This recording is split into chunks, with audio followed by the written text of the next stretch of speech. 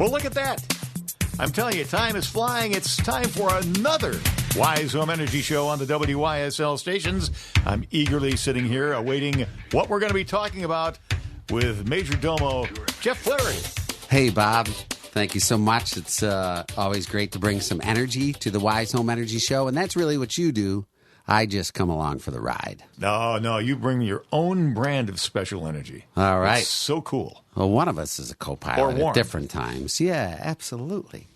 So already kind of getting into the fall season and getting some of those cooler nights. So it kind of makes us think that we might have to start thinking about winter. I don't want to say that, but it could be that time of year where we have to plan and prepare a little bit. Sometimes we went into a home the other day, and the home was like built in 90, so 34 years old, but the furnace was installed in 2011. So it looks like they've upgraded their furnace. And I'm starting off with one of my pet peeves is that when you get to builders and builder grades, sometimes in order to cut costs, they say, well, let's not have a filter slot. So now the homeowner has to climb inside the furnace or remove all the doors to change the filter. And that's really not a good system. We don't want the homeowners taking doors off of our dishwashers, our refrigerators, and our furnaces. So because largely it won't happen. And it really doesn't. And it starts clogging, and then they're like, I'm not getting enough heat, and my furnace stops working. And it's a terrible a plan, in my opinion. I hope it's done. I hope builders are saying, no, we're going to need a spot for a filter, because it's a frustrating peeve of mine. I'll tell you what else is a peeve of mine is driving these days. Driving is a crazy endeavor. Just driving here, it's like you're always like, wow, that guy or person almost crushed me by making a completely poor decision. But a couple days ago, well, they're all on the phone, first of all. Yeah, and they're apparently they're leaving late, so that's another example of preparing. But you should leave a little earlier because apparently you're late because you have to drive 20, 30 miles per hour over the speed limit, and this is not NASCAR. But the other day I was driving to work, and I'm at a four-way intersection with a light, and I'm at a red light, and the horn starts honking, and I look up. I'm like, the light turned green? And no, it was somebody on my right corner bumper trying to get by to make a right. And so I kind of push up a little forward to be accommodating, and when I realized, like, what am I doing? I'm just trying to be helpful. And my window was up and hers was down. And I shouldn't have said hers.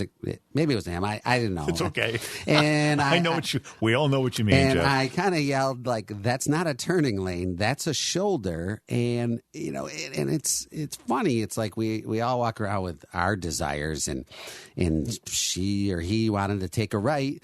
And I had now moved into the crosswalk. So someone else's desire had to break the law, had forced me to break the law, and I was disappointed in myself. But it kind of reminded me of home performance. And whenever we have an action, there's a reaction or an unintended consequence. And similar to not being able to access that furnace filter, there's going to be ramifications. You're going to have a poor indoor air quality. You're going to have trouble with the furnace.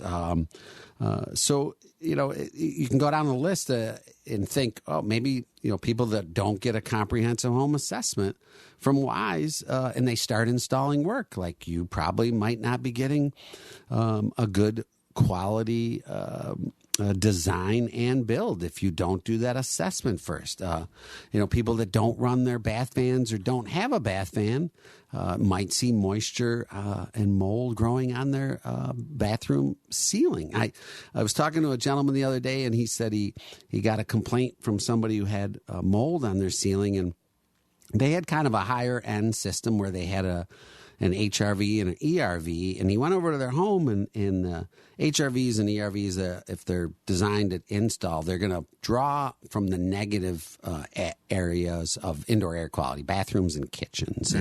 And so they pull there, and then they supply back to living spaces like bedrooms and living rooms and things of that nature, and it changes the air out and gives you fresh air. And but there'd been no maintenance on the filter. So there's a filter that filtrates the air, and then there's a filter that when the air is coming in, it's more of just making sure pests and bugs don't get drawn in through that air. And neither of them had any maintenance, so they were all clogged. So the system's not working. So this is the intake fan, right? Yeah. So that there, and then it'll have a filter that'll clean that fresh air, and so these things take. They take maintenance, and they take thought, and kind of the same thing with the car. The car, is designed and usually works fine. It's the operator that we are seeing is becoming the problem out there on the roads. And how many times have you been in somebody's bathroom? You're visiting somebody's home, and it was built in the 50s or 60s, and so you go in there, you close the door, and you look at the exhaust fan. It was put in when the house was built. Yeah. Now, you think that motor is turning at the right RPMs anymore? Yeah. Delivering much air pressure? I think not. Yeah, it's amazing, and they don't. They come rated with a design cubic foot per minute, but that doesn't mean that's what it's going to exhaust. One is it has to be on. It only does that cubic foot per minute for how many minutes it's on. But you actually have to measure it, because what happens is when you start adding elbows and vents, that starts restricting it, and you're not going to get the ventilation in the cubic foot per minute that you expected because you read it on a box. So that's kind of the guessing part. When you guess, you just guessed based off of the box. We test. We'll put a device up there and measure it, and then we know, hey, this home, we want to design with this much fresh air for this home. We can put that bath fan on a timer. But we can't do the calculation of 60 minutes times what the box says. We have to test it, then do the 60 minutes to know how much ventilation is actually going to be going on in that home in the hour. And that just got me thinking of, all those, the kind of law of unintended consequences. Really kind of the same thing when people don't use blower doors and they do insulation work. The improvement might not really solve the things that they were trying to solve, because we don't know the starting point of that air leakage of that home. The blower door test measures the amount of air leaking out of that home. We do that complimentary on average size homes when you get a no-cost assessment through the NYSERDA program. So that's just a one-page application for anybody of any income. We just get a utility bill and that application, and then we can do that assessment, which is largely required visual inspection by the state. So we supply the information and to the state, because they're the ones paying for us to do the assessment. So when you just do the visual, it's just visual. So we do tests. So we will offer that blower door test, and we will also add a 30-minute indoor air quality test to that assessment at no cost on most typical homes. Now, if you're getting, if you want to go for the advanced rebates with the income qualifications, then you have to supply some documentation. And I was at a home recently, and the person said, I don't like everybody getting into my business and doing all this. And it's like, it's okay. They don't have to. They're just not going to give you the grant. So and Big Brother really isn't checking these. They're just making sure you're income eligible. They're verifying our pictures to make sure the home qualifies for the work.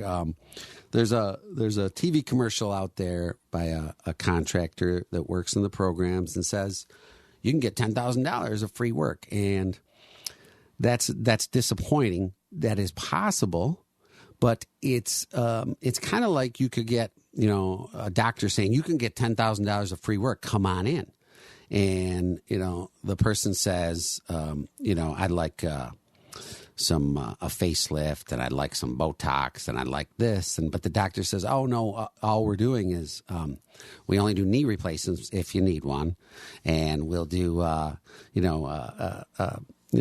triple bypass if you need one. So the state is looking for their list, and then the customer just hears that there's $10,000 of it's free a come work. on, in other words. Yeah, and It's like the car dealers that say, get the Cadillac for $259 a month. Yeah. As long as you're, and then the little disclmer starts to run that you can never Yeah. understand. You have to be a left-handed Navy admiral who owns a dairy farm and has an IQ of 168, as documented by 3 independent sources, and so forth. Yeah, that's exactly what it is, and it harms us because people start yelling at us.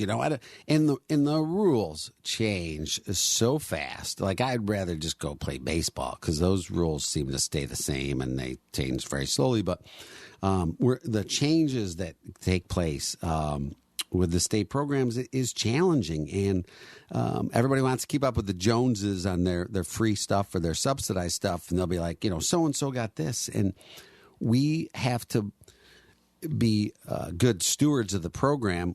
We want to be honest with our clients, and we want to be honest with the state. And I always think when customers tell me, that's a contractor kind of maybe misled, I want to say, if they're willing to mislead the state, what do you think they're willing to do in your attic?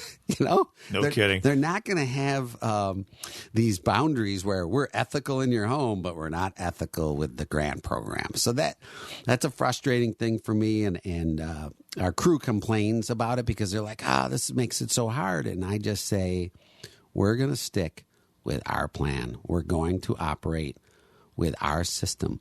Come in, do the assessment, get the data, apply, abide by the rules, and we're going to do good work. And really, a lot of these rules, in my opinion, they're broad rules to kind of catch the contractors that aren't playing by the rules. So unfortunately, we're taking the hit on that because it's tying us up, slowing us down, where we just want to come out, do the assessment, ask you what's going on in your home, what problems you'd like to fix. If we don't know the problems there, it's really hard to fix. I do want to get a shout out to the show. We get people come through our website with an initial inquiry, and I see them all. They come to my they get copied to my email, and I glance at them to just get a base understanding of who's coming in. And this person was up in Irondequoit, and our intake coordinator talked with this person, and they said, "Hey, Jeff, they love the show on WISL. They've been listening for years. They love it, and realize that it's time to make a move. They've already had work done 12 years ago, 5 years ago, and they know Wise Home Energy is the right choice to come in the home. So we haven't been in the home yet. I'm excited to find out what the home is doing, and not identifying the home or the person unless that person wants me to. But I'm excited to come back at another show and really tell how that person benefited from hearing us on this show, the education we do every week, Bob. I know it makes a difference whether the people call or not, but I'm excited to see what we can do on this home. And they may not call right away either. They may make a mental note of it and may listen to the show and enjoy it, but how often do you need revisions to your HVAC? Right. So the day will come, probably, when they're going to need some help. Yeah. And by the way, if you don't mind my jumping in here and just asking everybody, you're listening to the program, by all means, give these guys a call or email them and let them know, even if you're not in the market for revising your HVAC right now, or doing a home study, or applying for a program or whatever, just let them know that you're listening, and that in the future, if you have a need, that you'll be happy to call Jeff and the great folks at Wise Home Energy at that all-important phone number. Yeah, that's 585-270-5836. And you can call or text, or the website is wisehomeenergy.com.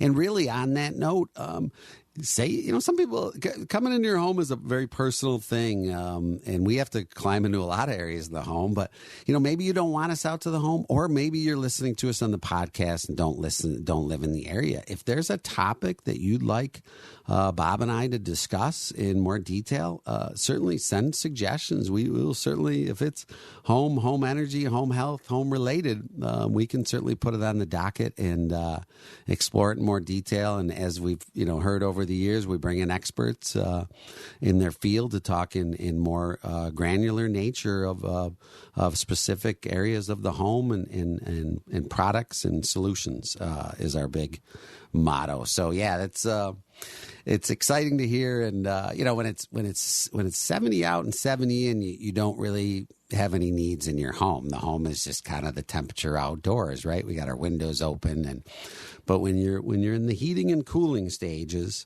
of the seasons, that's generally when you need these services, and just identify what problem you want to have, and we'll go from there. And we were talking earlier about winter coming and cleaning, getting a service on your furnace. It's a great idea to have that. People don't have that often. A lot of times we open the door in an assessment, and we just see corrosion. We can see condensate from an AC or a malfunctioning humidifier. And when you catch that right away, you get to fix it and solve that problem. So if you're not having your furnace cleaned and tuned, at least every other year, I would say, but at least, even every year is a good idea to go through the safety features. And it's a good investment. It's worth the time and money to do that. And there are programs, we talk of the grant programs, but there's a program, HEAP, Home Energy Assistance Program, and they help out with fuel payments, but they also have programs where you can get a no-cost clean and tune service. So you should call up the HEAP office and get on that list. It can bring you peace of mind. It's most people don't open up the hood of their engine and start working there, right? These aren't things that people are comfortable working on, or worse, we've been to YouTube University and we know just enough to be dangerous. So, where do they find the HEAP contact information, Jeff? So you can go right on the web and just Google up HEAP. It's called the HEAP Clean and Tune program. HEAP.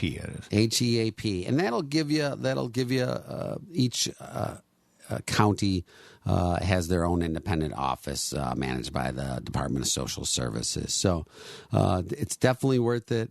I want to say the stats of, the people that are eligible. Years ago, we used to attend a lot of these in my previous career seminars, and I think about 40% of the people that are eligible take advantage of it. So it's worth it, because when we get the call, they're like, my furnace is dead and it's not working. We're like, this hasn't been serviced in 20 years. Like, literally, we're pulling filters out that are just caked, and you can, it has an R value because there's so much, cat hair in it and stuff. So it really, if it's not in your wheelhouse to go down and change that filter or examine that furnace, this is a smart program to call up and get involved. And from there, kind of along those same lines, the NYSERDA programs have these energy grants, and you get additional grants if you fall into these income eligible programs. So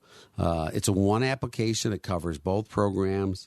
We'll look at for two people, if you have household income less than $63,000 a year, based off of last year's tax return or the last 4 weeks of pay stubs, you're eligible. So and it staggers based on how many people in the home, but some people are concerned that we're, once you get in the home, we're not the window people or, some of the legendary, we're going to get in your home and stay for 2 hours and twist your arm until you buy.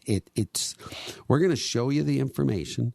We're going to ask you what's going on in the home, and we're going to show you ways to solve your problems. If you don't have any problems, we generally don't have a lot to show you. We might say your furnace is 20 years old. You might want to consider upgrading that, before before it makes you upgrade it.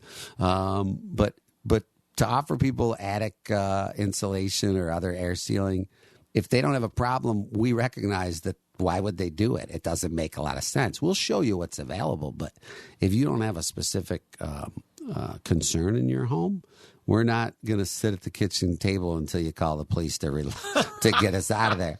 In fact, we collect all the data and leave. We have to go work it up. It's a complicated process. No sales pressure. None of that crap. Yeah. It's take advantage of it. Even on these, subsidies things. Usually there's some small things we can do for no cost.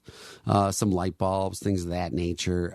And from there, sometimes there's attic insulation, and then sometimes you'll be offered some additional items with a contribution. And if you don't want to make that, that's fine. It gets complicated because these calculators are so challenging that if they say they don't want it, then we have to go back into the portal and redo it, and it takes time. And people always say, "Oh, why does it take so much time?" It doesn't. If you want to pay full price, we will give you the proposal. You will sign it and give us a deposit, and we will put you on schedule. We know all these things don't take that much time. It's just someone else is going to pay us, and the people that are paying us, they're the ones making the rules.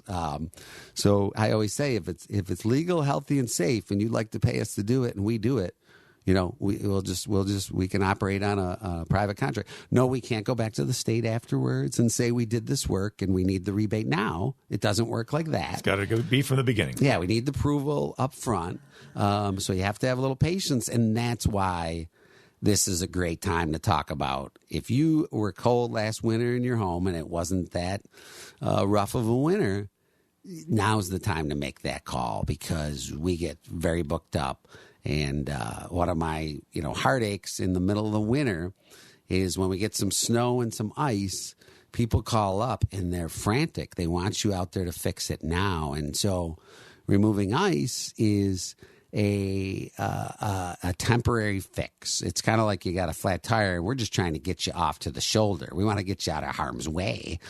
But when you have ice and water coming in your home, you can't even do anything in the home because you have a wet attic now. It has to dry out. We have to have the ice melt off. If you chip it off with an axe, you're probably going to break some shingles. So the best course of action is to get ahead of that game and plan now. Make that phone call. Start that assessment process. So beginning to end, in a situation with an assessment, and you're going to get the rebates and so forth, is there a timeline, very approximate timeline that you can throw out there? How long it takes? Yeah, usually we're looking, the initial application, we get it over to them. It ranges from them getting it back to us from 1 to 7 days. If it's a one-page application, we can book that appointment right away. If it's an income-based one, we now need to get approval, and we have to upload that.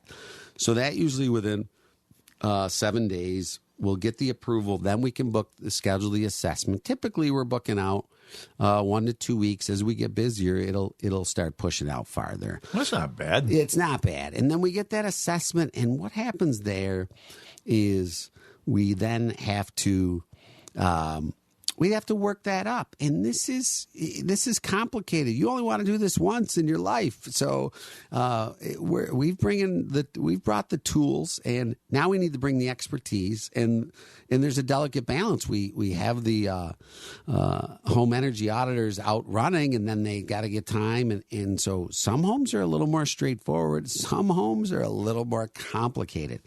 So then we work all this up. And then our master modeler, Bob in the office, has to work that up and upload that to the state. And then they play the Jeopardy song. We have to do. We wait 7 days to get an approval or a denial or hey, this is how much the customer would have to contribute.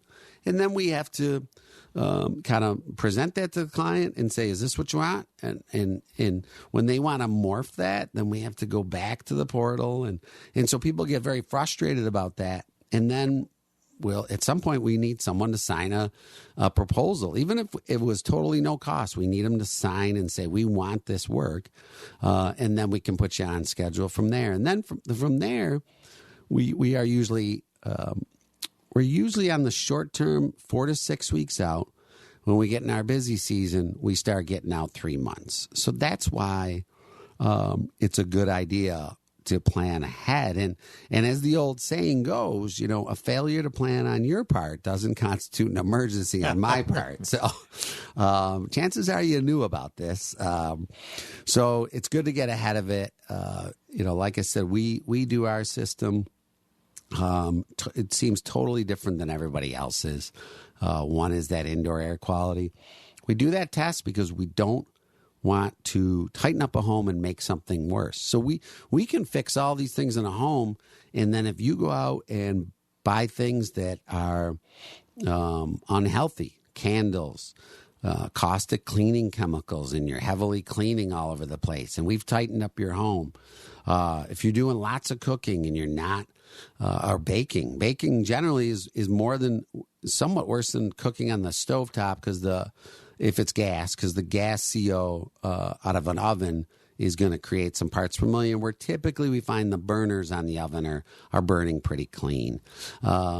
So those issues, how you use a home, are going to matter. I mean, I remember once being in a home and they had a cat, and the cat hair was so clogged up around the hot water tank vent, it was almost like a filter. So it was, a lot of people don't go down in their basements. That's not good. No, and carbon monoxide from that heater. Yeah, peeled that back, and so that could mean better filtration on their furnace. Would have helped out from the cat.